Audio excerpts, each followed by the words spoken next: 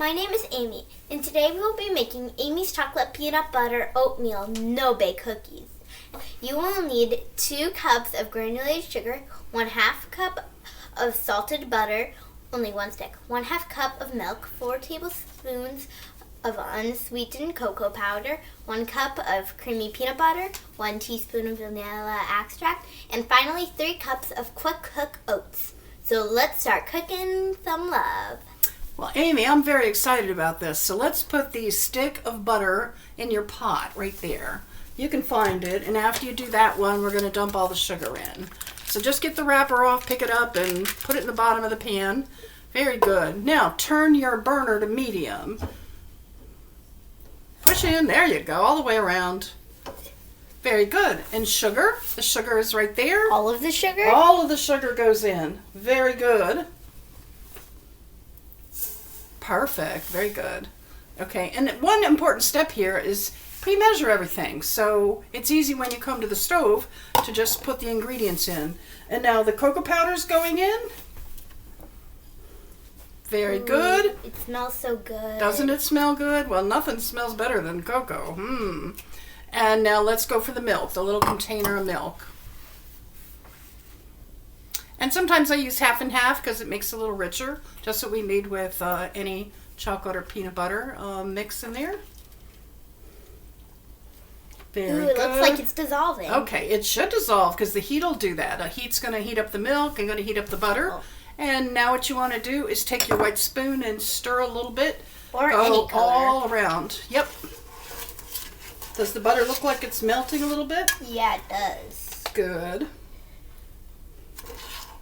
Keep on going.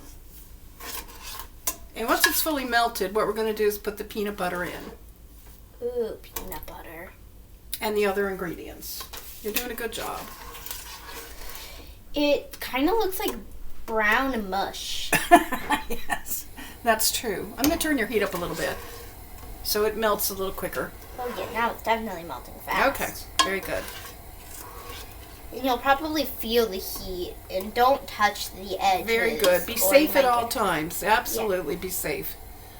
And that's especially important to brand new cooks. I want to note that before we got the ingredients out that Amy had to have her finger in the peanut butter jar. Yes, you always have to make sure that it tastes good and it's not expired or anything before you eat it. Or you cook with it. So I had to taste test it. It's a very important part. Is it blending in now? We just have a few little chunks left. Very good, very good. This is a very quick cookie. It takes about 5 to 10 minutes to just mix all of the things that liquefy, and you have to keep stirring because you don't want to have the butter and the cocoa kind of burn on the bottom because that would not make a good tasting cookie.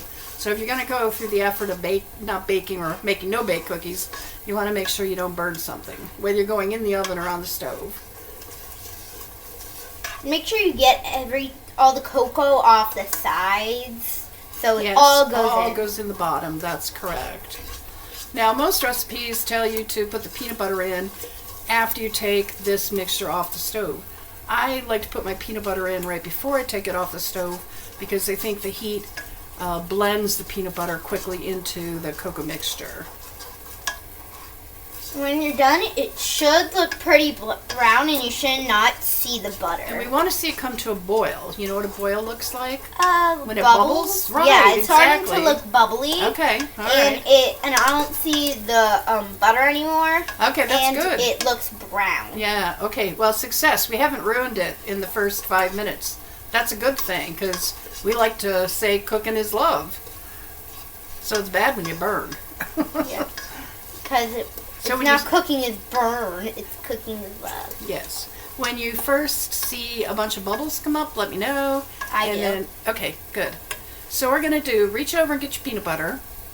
And again, should I take the spoon out? Yeah, just put it in one of the containers for now. Very good. It doesn't look good. Okay, and then we want to quickly get that in there. Use All the the peanut Yep, butter? all the peanut butter. Ooh, peanut I know. butter. You're going to be sad not putting some of that in your mouth right now. But put it in lower so it doesn't splash. There you go. You never want to have something that's boiling splash on you. Yeah. Yeah, there you go. Just push it in quickly as you can. Oh, there's so much. That's okay. You're good. Keep putting it in there.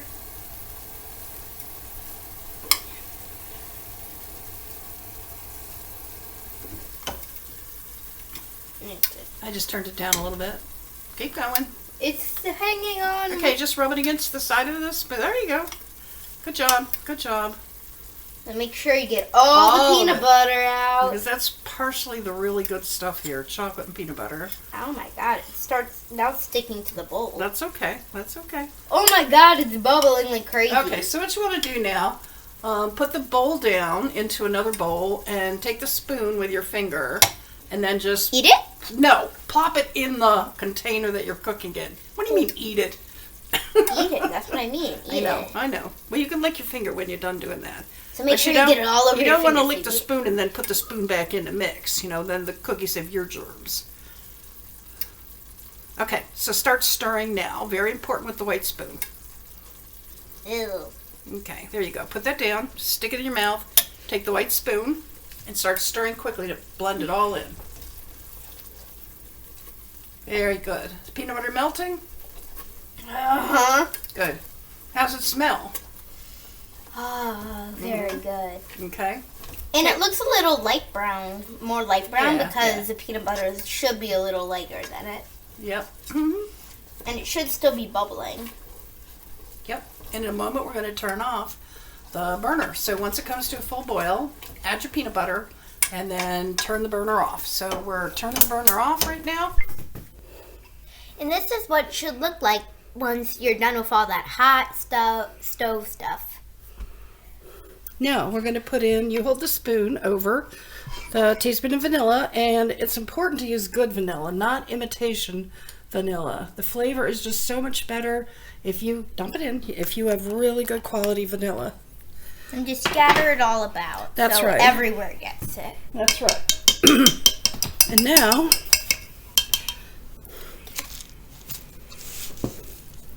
3 cups, and here you go. I'm going to set it down, and you can put it in. We're adding in our oatmeal. Now, some people like to add chopped walnuts to this. You could add raisins. There's a lot of other things you could put in there. 2nd cup. Mm-hmm. Pour it all around. Very good. We're going to put our 3rd and final cup in. And the 3rd cup is about to go in. Mm-hmm. So the oats should take up about the whole, they should be about around the whole entire top, because that's a lot of oats. And then gently mix that all together. Yeah, and this is what mine looks like. So it has a lot of oats.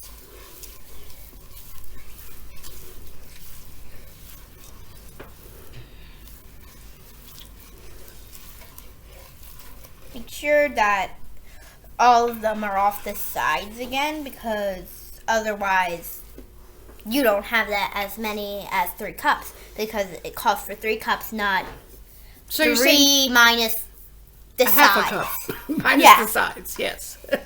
Good point. You want to make sure all your ingredients are mixed together. So I do good. it every few seconds, because they get on the sides a lot. Not bad for 10 years old.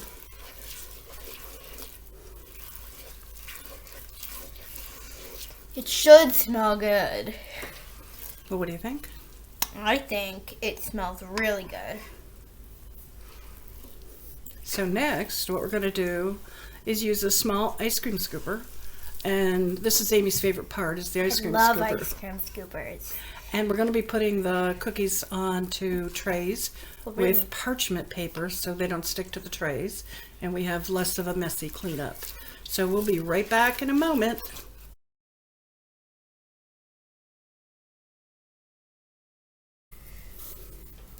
And now we're ready to put the cookie batter onto the tray to cool. So the best way to do it is to get an ice cream scooper, scoop it up so it looks about like this, and then you should be able to put 4 or 5 on one line of a tray. So just keep on doing it till you have all your batter gone. So I put one on, scoop, get the next. So in our case, I think it'd be best to do 4, because that's all we have room for one line. And then you'd go back to the next and next and next.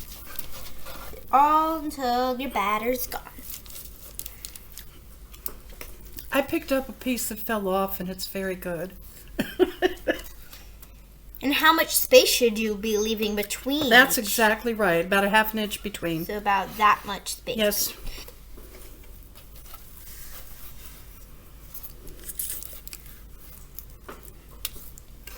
The best part about this recipe is you don't have to necessarily put it in the oven and have it cook.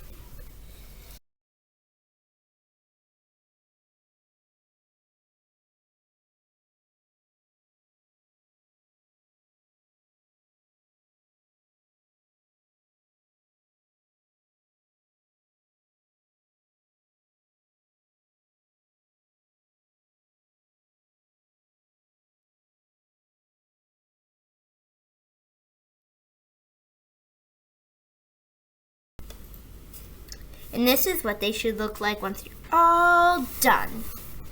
And the final job is to eat them all up.